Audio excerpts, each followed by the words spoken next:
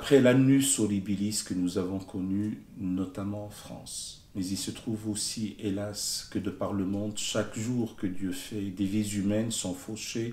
au nom d'une certaine idée de la tradition religieuse islamique. Et il incombe aux musulmans et musulmanes de par le monde, et tout particulièrement en France, non seulement de dénoncer, de fustiger, de récuser, de condamner avec force ces dérives meurtrières, nous ne l'avons que trop entendu, mais il y a aussi un engagement commun de tous les jours de voir dans la tradition religieuse islamique ce qui relève dans sa version standard de l'amour, de la bonté, de la miséricorde, de la sollicitude, de la prise en compte de l'intérêt d'autrui, de l'accueil, de la générosité, de l'hospitalité, et ce qui relève aussi malheureusement de la polémologie virulente, d'un genre littéraire appelé le livre des expéditions,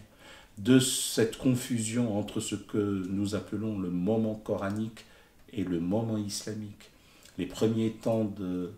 la naissance de la religion islamique, du temps du ministère apostolique du prophète, de la prédication mohammedienne, et ce qui a été construit par la suite comme une approche humaine et comme une construction humaine. Ne pas vouloir faire la part des choses, continuer à sacraliser ce qui fut une construction humaine dans l'amoncellement du commentaire sur le commentaire est asphyxiant. Donc il est temps de sortir des clôtures dogmatiques, des enfermements doctrinaux, de libérer l'esprit de sa prison, de dégeler les glaciations idéologiques pour aller à l'essentiel, mettre de l'ordre dans la maison islam et surtout retrouver la sève vivifiante, l'essence spirituelle pour ne plus être ankylosé dans une vision passéiste, obscurantiste, et hélas qui s'apprête aussi à la barbarie. Ce n'est pas l'idée que nous nous faisons d'une belle tradition religieuse qui a connu un humanisme d'expression arabe en contexte islamique et qui a aussi sous-tendu une civilisation impériale à l'architecture palatiale.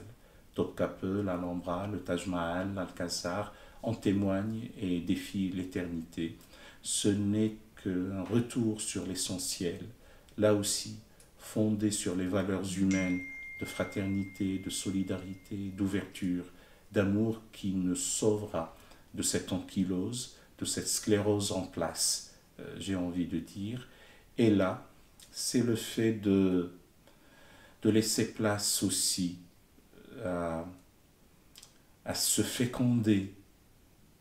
par l'amour divin. On ne peut pas prétendre aimer Dieu et lui vouer un culte pur et sincère sans le traduire par des actes concrets à l'égard de l'homme, quel qu'il soit, récipiendaire et réceptacle du souffle divin et de cette effusion de bonté, d'amour et de miséricorde qui émane de l'être premier. Je finirai par cette belle prière du soufi qui nous enseigne en s'adressant à Dieu: Seigneur, dilate mon cœur afin d'accueillir toutes tes créatures, sinon pulvérise-le, pour que, ainsi atomisée, chacune d'elles puisse en recevoir une parcelle.